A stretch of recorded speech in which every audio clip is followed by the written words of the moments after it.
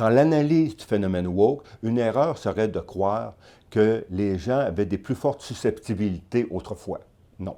Si on dit au Québec avant 1960, les susceptibilités identitaires concernaient beaucoup la religion, la sexualité, les rôles sexuels.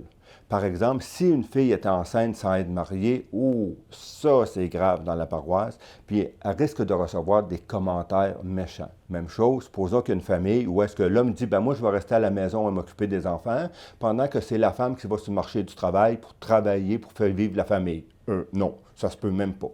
T'sais, à cette époque-là, il existait un modèle standard de la bonne façon d'être canadien-français, disons, puis toute personne qui dérogeait à ça risquait de recevoir des critiques assez méchantes. Par la suite, à partir des années 1960 environ, là, les susceptibilités identitaires vont plus concerner la politique, le social.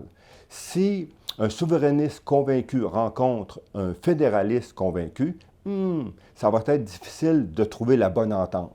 Ou encore, si une personne a une conception traditionnelle des rôles sexuels, puis là, elle rencontre des femmes qui veulent devenir notaires, avocats, journalistes, policières, puis quoi, soldats avec ça? Bon.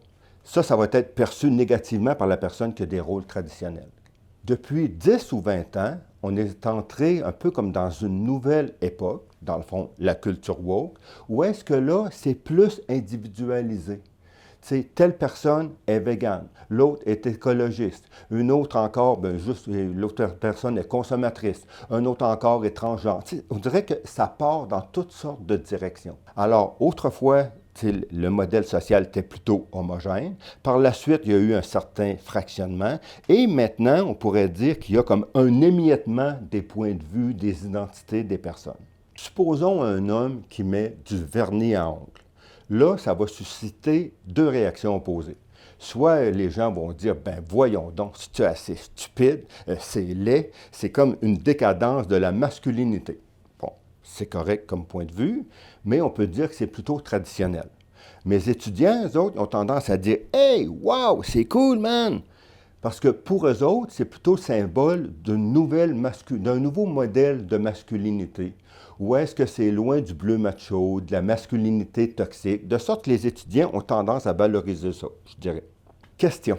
Est-ce que ça veut dire que mes étudiants sont plus ouverts d'esprit, qui ont moins de susceptibilité identitaire? Non. Ça veut juste dire que concernant le vernis à ongles pour hommes, ça, il n'y a pas de susceptibilité identitaire là-dessus, mais il y en a plein d'autres. Si je me promène avec une bouteille d'eau en plastique, pas sûr. Si je prononce le mot en N, si je prononce le mot en I, ou si dans la classe, par exemple, que je donne un gros paquet de feuilles juste imprimé d'un côté. C'est à peu près sûr qu'un étudiant qui va dire « Monsieur, vous ne pensez pas à la planète ». Donc, c'est juste que maintenant, ça part dans toutes sortes de directions, dans le fond, l'identité.